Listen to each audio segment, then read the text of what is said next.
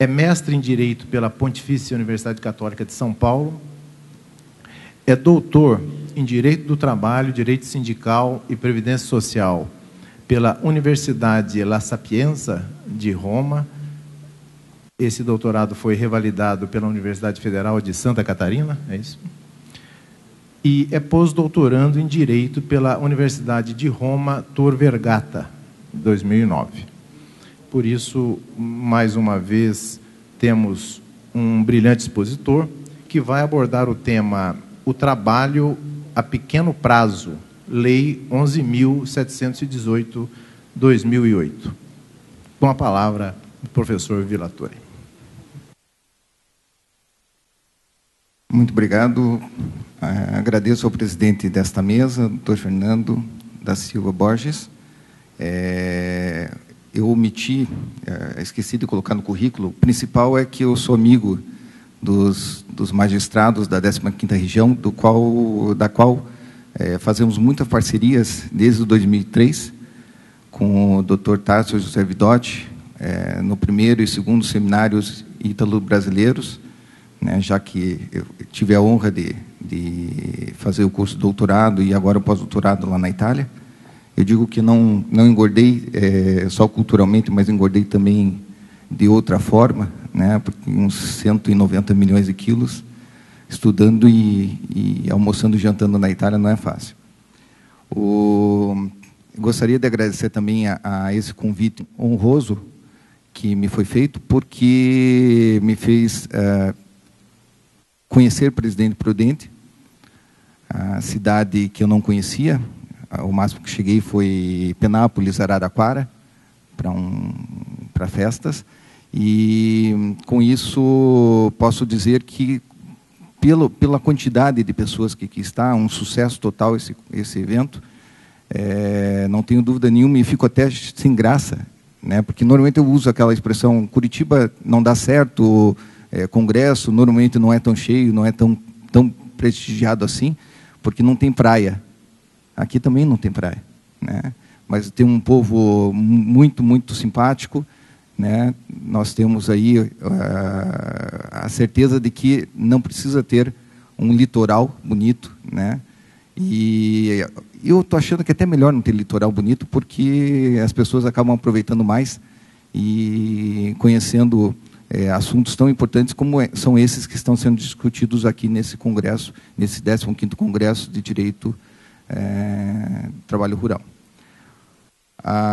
Também é uma honra por estar nessa festa, né, que é o Jubileu de Prata, 25 anos, dessa 15ª prestigiosa entidade, esse tribunal. E gostaria de agradecer principalmente ao professor, doutor Francisco Giordani, pois foi ele que me fez o convite. E aqui faço também uma consideração. O professor Melhado, Reginaldo Melhado, tinha comentado agora há pouco que falaria menos, justamente porque estava sendo servido ali o coquetel, e eu estava vendo o coquetel passando aqui na frente, então eu falarei menos do menos, justamente para que a gente possa, né, o cheirinho já está vindo aqui à mesa, que a gente possa ouvir principalmente o doutor José Antônio Pancotti, e depois apreciar esse momento cultural gastronômico.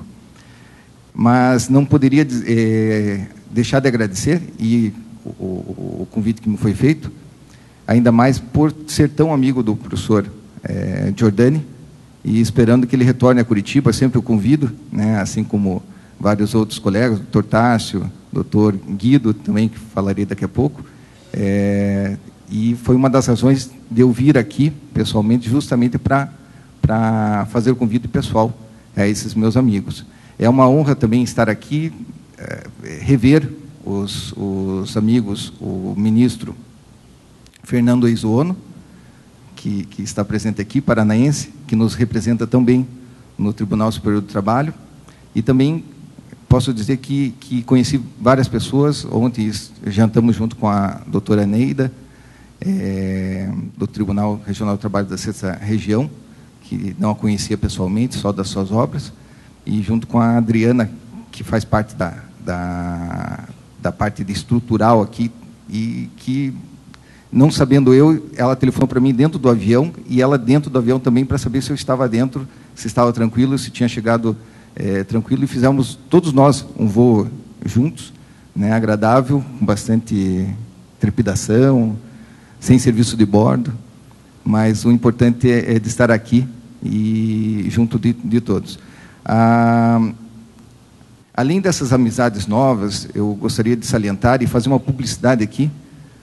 Tenho a honra de ter sido professor e também orientador, tanto na especialização quanto no mestrado, de um magistrado aqui da 15ª Região, que é o Dr. José Guido Teixeira Júnior. E a obra dele, tirou 10, foi com louvor, a dissertação do mestrado dele na PUC Paraná, e a obra dele está sendo vendida aqui na frente, então já faço publicidade, né, vale a pena, eu já comprei, apesar de ter lido várias vezes a quantificação dos danos morais e materiais e o acidente do trabalho no setor sucroalcooleiro, né? Vale a pena estar ali na frente, depois 10% para mim, né, José Guido? Fechado? Estou brincando. E também, para não me alongar, eu vou me reportar a um estudo que foi coordenado pelo professor Dr. Francisco Giordani, junto com o Dr. Melquiades Martins e o Dr. Tássio José Vidotti, que é sobre o direito do trabalho rural, que está sendo vendido ali na frente também, sobre a questão do Pacto de Solidariedade, dessa Lei 10.256 de 2001. Então, não abordarei nada em razão de que está sendo colocado lá. E até tinha brincado com o presidente, né, com o Dr. Fernando, justamente porque eu disse, já que sairá publicado nos anais também, eu vou dizer que está tudo publicado lá, para vocês pegarem o texto, que foi feito por mim e por um aluno do Programa de Iniciação Científica da PUC Paraná, que é o Felipe Barolo, e já passaria a palavra para o presidente de novo, para o professor Pancotti finalizar com chave de ouro, com certeza, essa mesa.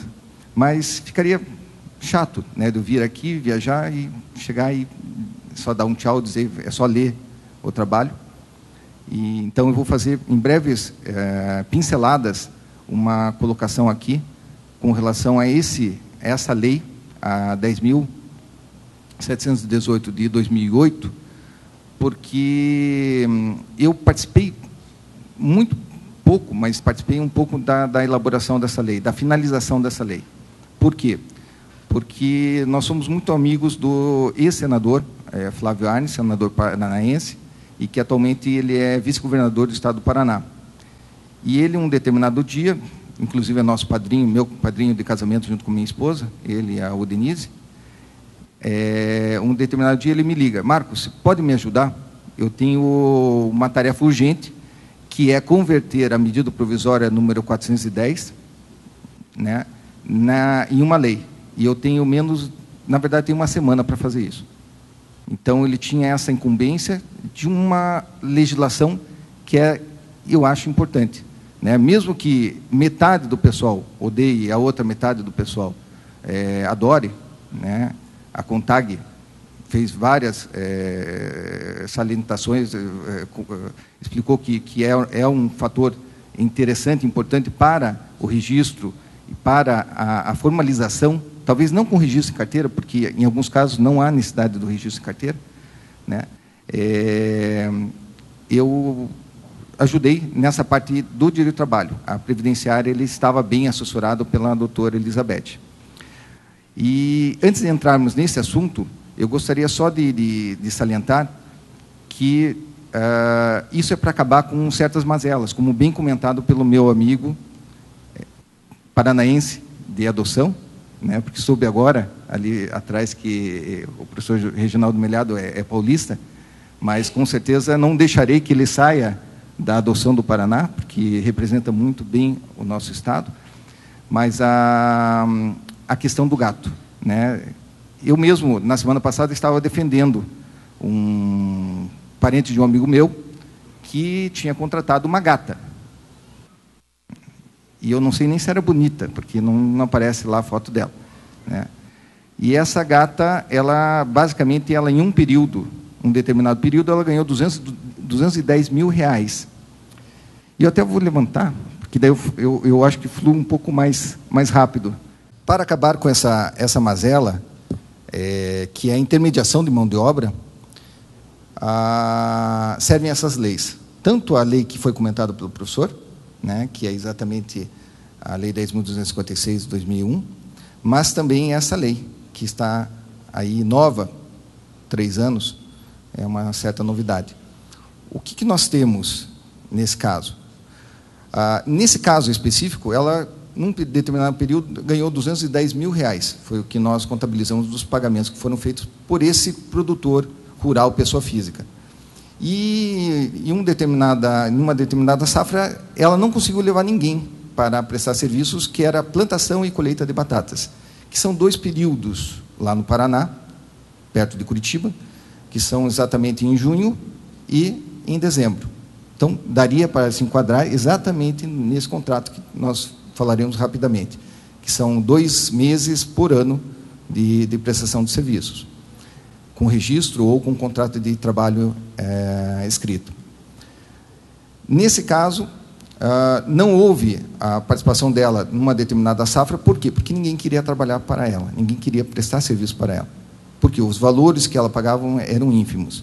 Mostro para os amigos, só para ter uma ideia, a residência onde está essa gata e sua filha. São 2 pessoas que moram nessa residência.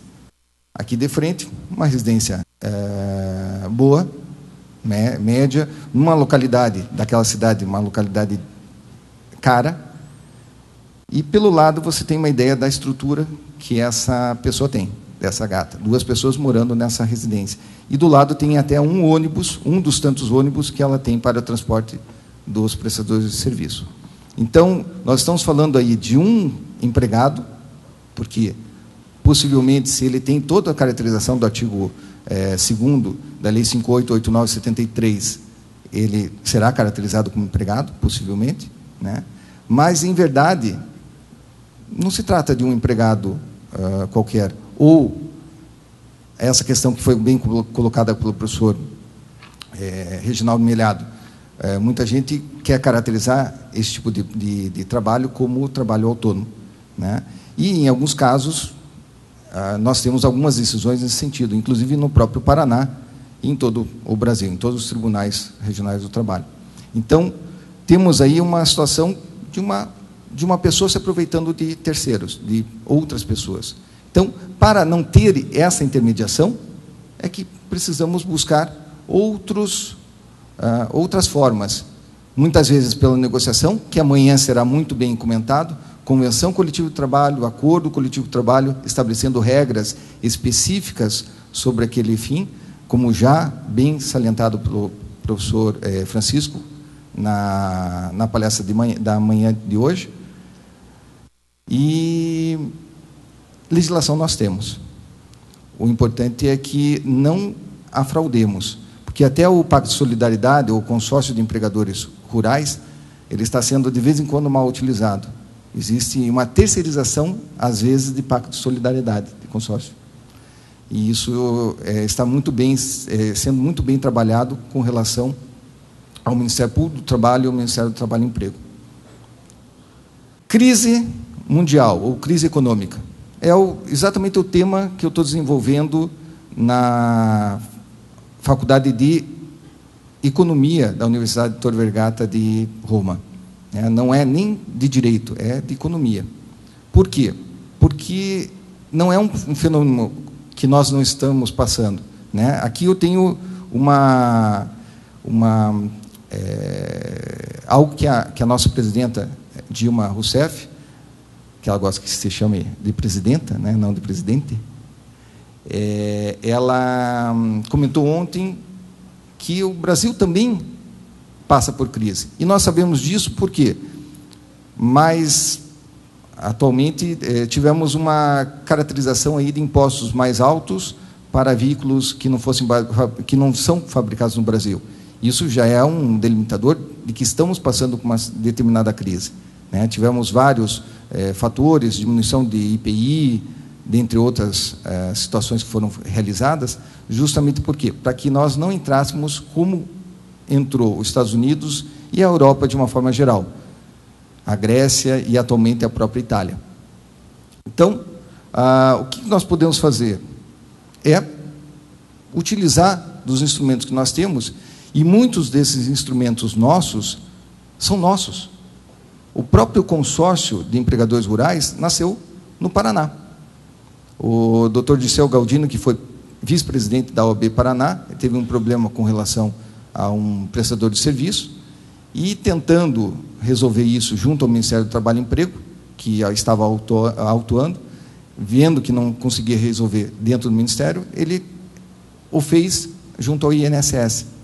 E lá, claro que durando em torno de uns 2 anos e meio, conseguiu convencê-los de que, mesmo o empregador não pagando a cota dele, né, sendo isento da cota dele, como se fosse uma entidade filantrópica, e isso pessoa física, o empregado pagando a sua parte, né, sendo descontado e sendo repassado ao INSS a sua parte, já seria muito bom.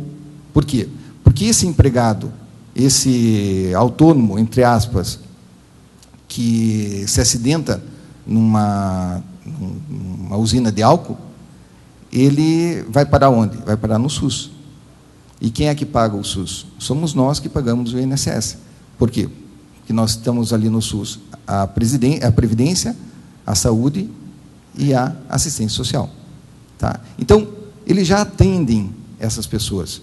Por que não receber também dessas pessoas e formalizar contratos com essas pessoas? Então, é uma forma de você, mesmo diminuindo os ganhos, entre aspas, do INSS, você ter um valor e também ter uma retirada da precarização daqueles empregados.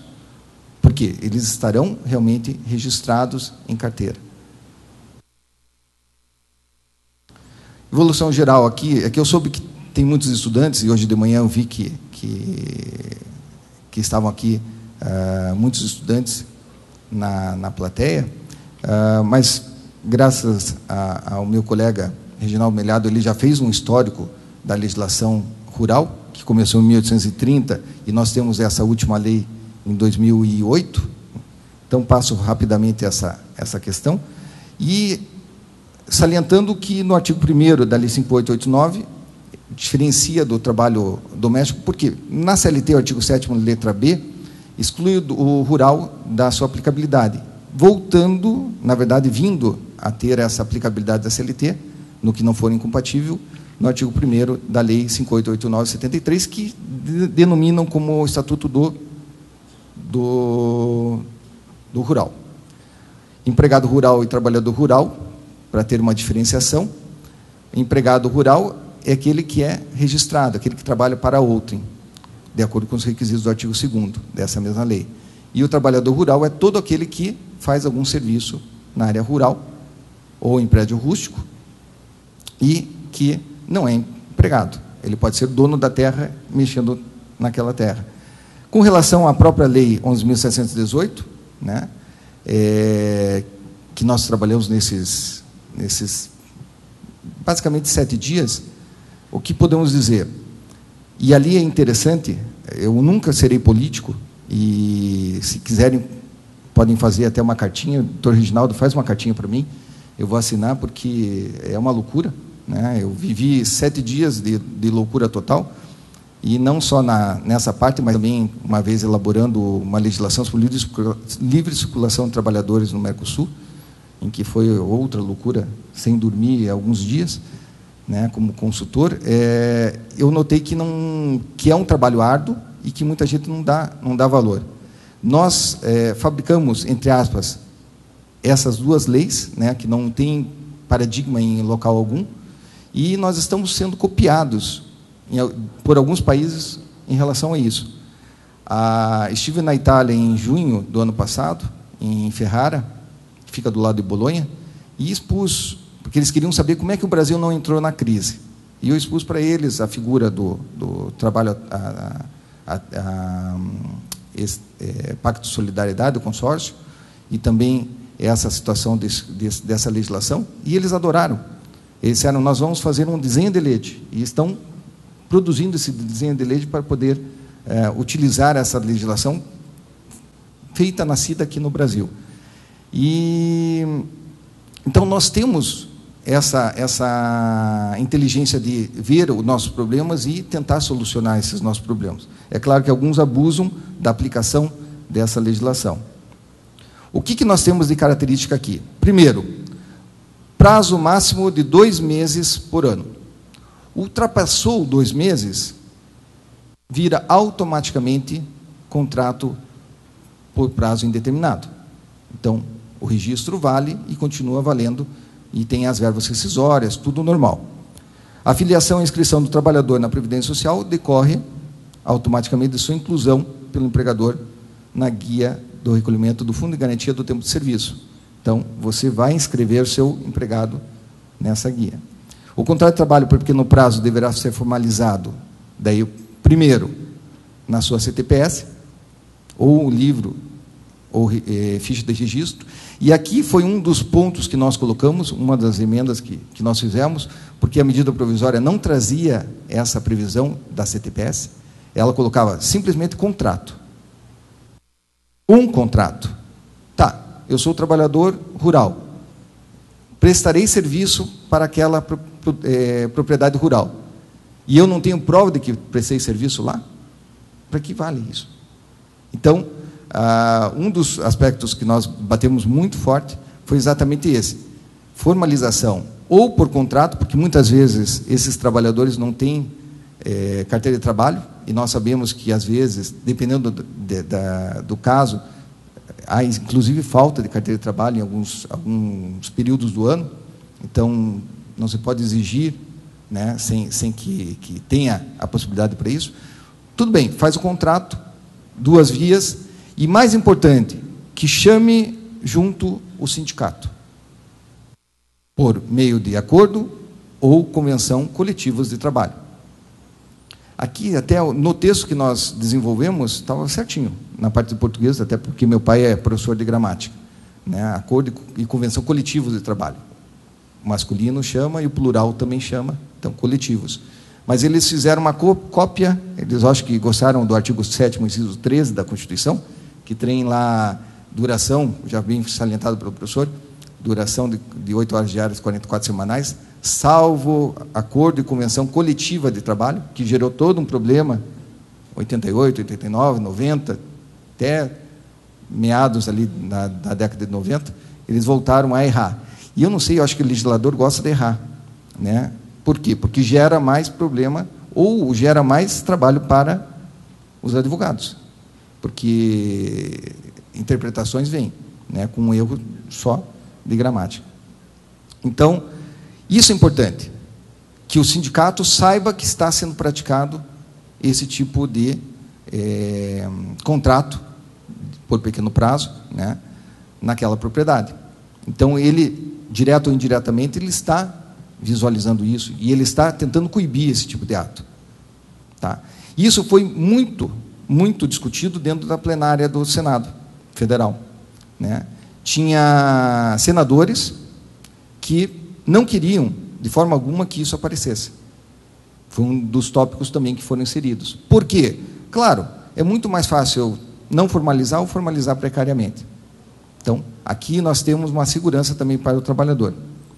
A identificação do produtor rural e do móvel rural onde o trabalho será realizado e indicação da respectiva matrícula. Por que isso? Eu preciso saber onde ele prestou serviço. Por quê? Porque esse trabalhador também paga, ou é descontado e depois é recolhido para o INSS, a sua cota de 8%, que veremos depois. Identificação do trabalhador também na NIT. Uma outra coisa importante, um fato importante aqui, que copia o Pacto de Solidariedade, é exatamente ter que ser realizado por produtor, pessoa física. Jamais poderá ser uma pessoa jurídica, em hipótese alguma. Então, aqui faz com que as pequenas propriedades tenham a possibilidade de utilizar esse trabalhador a tempo de pequeno prazo. Contribuição, como já dita, é de 8%. A não inclusão e aqui é algo um pouco confuso, que não foi conseguido modificar, a não inclusão do trabalhador na GFIP pressupõe a inexistência de contratação na forma deste artigo. Isso é, o contrato por pequeno prazo, sem prejuízo de comprovação, por qualquer meio admitido em direito, da existência de relação jurídica diversa. Então, é claro que a Justiça do Trabalho, né, é claro que o Ministério Público do Trabalho poderá atuar aqui também, procedendo termo de ajustamento de conduta, até uma ação civil pública, e poderão modificar as ideias, as regras que podem estar deturpadas dentro desse contrato. A remuneração desse prestador de serviço, ela será equivalente à remuneração do trabalhador rural permanente. Então, nós temos aí uma isonomia salarial, previsto no artigo 7º da Constituição, né, e também no artigo 461 da CLT, e seus parágrafos. Para não diferenciar aquele trabalhador de pequeno prazo daquele empregado regido pela legislação, pela Lei 5.889/73. E o cálculo, como é feito? O cálculo, de acordo com o parágrafo 9º, é feito dia a dia. Por quê? Porque esse prestador de serviço, ele presta um serviço também, por um determinado período, dia a dia. Então, é feita uma média e se paga a esse trabalhador de uma forma até parecida com depois o professor Pancotti falará, até parecida com o safrista. Nós temos, inclusive, a sequência do safrista, vem a essa parte do trabalhador a pequeno prazo. Então, na parte final do nosso texto, que está sendo publicado nos anais aqui desse 15º Congresso Brasileiro de Direito do Trabalho Rural, nós temos o seguinte pensamento. A Lei 11.718, de 20 de junho de 2008, certamente traz avanços. No entanto, o contrato de trabalho rural por pequeno prazo nada mais é que uma forma de rendição do Estado a visões ainda muito arcaicas quanto à natureza, à importância e à relevância do trabalho rural, abrindo, sobremaneira, um importante campo de discussões para a revalorização do tema. Então, aqui, se é bom, se é ruim ou se é mediano, o importante é que tenha esse tipo de questionamento, né? E eu espero que pensemos cada vez mais, porque nós conseguimos fazer isso, nós não somos meros copiadores de leis, nós fazemos as leis e somos copiados também lá fora. Então, eu espero que com essa análise, porque muito pouco se fala sobre essa lei, apesar de ter sido publicada há mais de 3 anos, né? E nesse meu amigo, o parente desse meu amigo, a orientação era de contratação desse tipo de contrato, justamente por quê? Porque você consegue regularizar sem a figura do intermediador, né? E registrar essa pessoa de uma forma digna. E, por último, estava analisando, além da parte da doutora, da presidenta Dilma, eu peguei uma frase aqui que me faz pensar exatamente no que foi colocado no final do nosso trabalho. As pessoas não sabem o que querem, até mostrarmos a elas. Então, muita gente não tem ideia do que pode ser resolvido, né? Até que venha uma legislação dessas e se reclama. Então, tente modificá-las, tente trazer a nossa realidade. Muitas vezes a cópia também pode ser trazida à nossa realidade. E o estudo do direito comparado, ele é muito salutar, desde que feito com sociedades similares à nossa. E eu acabei descobrindo, nesses 3 anos e meio de doutorado na Itália, em Roma, que a legislação deles não é nada diferente da nossa. Na verdade, parece que um copia o outro. Muitas vezes nós copiamos a eles porque eles são um pouco mais velhos que nós, né? Mas, em contrapartida, temos também a possibilidade de inventar, de trazer regras novas e, com isso, ajudar para que o trabalhador tenha o seu emprego.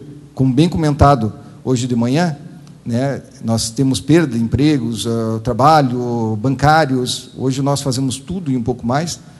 Tentaram implantar, inclusive, o que na Europa é muito comum hoje, que é o frentista. Você faz, enche o teu carro de gasolina ou de álcool, e ainda bem que não foi bem visto aqui, não conseguiram implantar isso aqui no Brasil, mas eu me sinto um bancário. Quando vou a um caixa eletrônico, eu me sinto... em cada lugar que tem uma máquina, eu me sinto uma pessoa, um trabalhador daquilo, e sinto a falta dessas pessoas, né? E só para salientar, para finalizar, uma vez eu tive problema de pagar uma conta, porque eu colocava lá para ler na leitora ótica e ele dava erro. Aí aparecia aqueles itens lá para você inserir o número. E eu inseria, chegava na metade, ele, pam, erro. Aí tinha que tirar o cartão, colocar o cartão de novo, e o pagamento da conta era naquele dia. Coloquei de novo, segunda tentativa, nada, erro, digitando o número, erro. Tentei a terceira vez, não deu certo, fui ao banco, era horário bancário, não estava em greve. Fiquei esperando em torno de uma meia hora para ser atendido no rapaz. Quando chegou o meu número, eu fui lá e disse, eu gostaria de pagar essa conta. E ele olhou para mim de uma forma até meio irônica, disse assim, o senhor pode pagar lá no caixa eletrônico. Eu disse, meu amigo, faz 40 minutos que eu estou, 10 minutos lá, mais meia hora aqui, que estou esperando para pagar essa conta, né? E eu não consigo, dá erro. Eu digitando, chego no número tal, ele para. E daí o rapaz disse, então tá bom, eu vou fazer dessa vez para o senhor. E ele, enquanto estava efetuando o meu pagamento, né, o serviço dele, eu peguei e disse assim, o senhor já pensou uma coisa? Né? Se não fosse o erro da máquina, talvez o senhor não precisasse estar aqui. Assim como vários colegas seus perderam o emprego, né? O senhor também não precisava estar aqui. Dê graças a Deus que a máquina erra. Porque senão, para que o senhor existia aqui? Daí ele olhou para mim e disse, eu não tinha pensado nisso. O senhor tem toda a razão. A partir de agora, venha sempre para cá. Daí eu disse assim, eu não, vou perder 40 minutos da minha vida aqui? Negativo, vou pagar no caixa eletrônico, é muito mais rápido. Né? Mas é algo que a gente não pensa. Muitas vezes nós estamos vivendo isso e não pensamos. Né? E fazendo também uma apologia a Steve Jobs, que é falecido hoje, outro dia eu estava olhando para o meu iPhone, depois o iPad, não sei o quê, eu fico pensando, né? O que vem pela frente? Estava vendo meu iPhone e disse assim, como é que eu vivo? Como é que eu vivia sem isso? Aí depois eu refletindo, eu disse, vivia feliz, porque hoje você não para. Tá? Então, o que nós temos aí? Vale a pena tentar? Vale. Vale a pena garantir o mínimo, pelo menos o mínimo para os nossos irmãos? Com certeza. E isso é a figura que nós somos poucos, né, em relação à quantidade de habitantes no Brasil que podem pensar nisso e que podem fazer alguma coisa. Muito obrigado.